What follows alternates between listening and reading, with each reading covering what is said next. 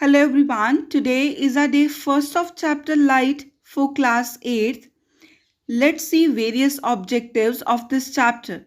First is reflection of light, images formed by a pair of parallel and perpendicular plane mirror, spherical mirrors, characteristics of image formed by convex and concave mirrors, and uses of convex and concave mirrors. And today we will discuss the topics reflection of light, terms used to study reflection of light, and laws of reflection. So let's start. Students, question is, how do we see things around us? Answer is due to the reflection of light. Students, reflection of light is the bouncing back of light into the same medium after striking the surface. It is similar like the ball bounces back from the ground.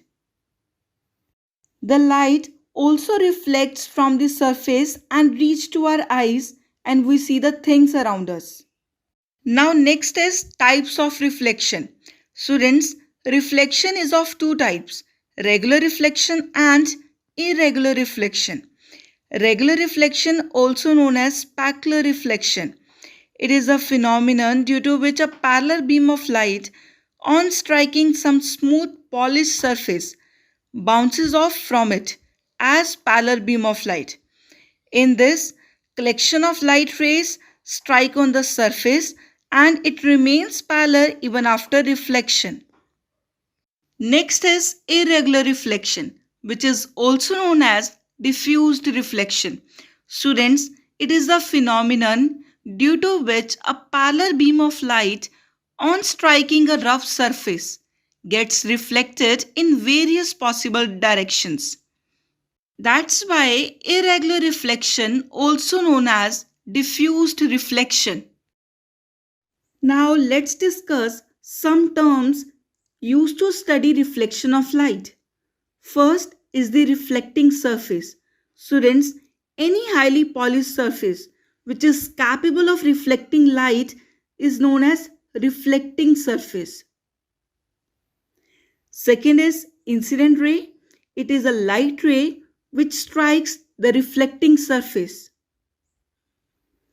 Reflected ray. It is a light ray which bounces back into the same medium after reflection from the reflecting surface. Point of incidence.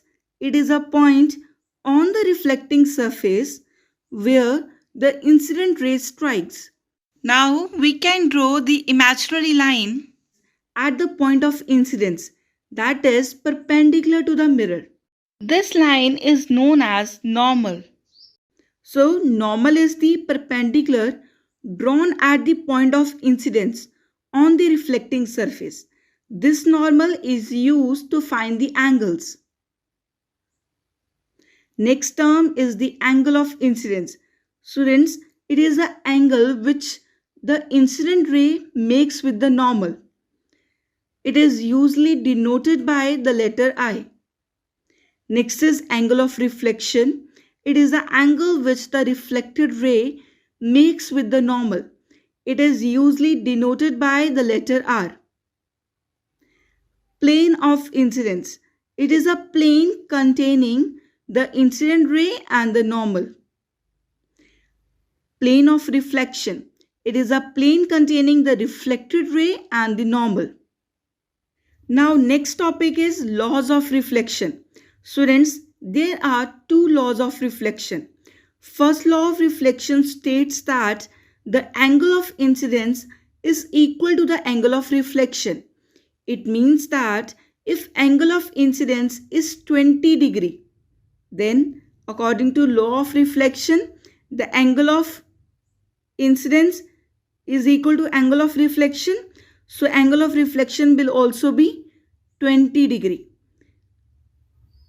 If angle of incidence is 50 degree, the angle of reflection will also be 50 degree.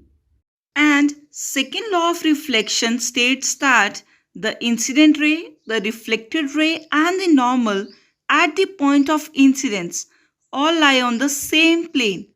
Same plane here means the same surface. The incident ray, reflected ray, and the normal all lie on the same surface. Students, this is all for today. Thank you.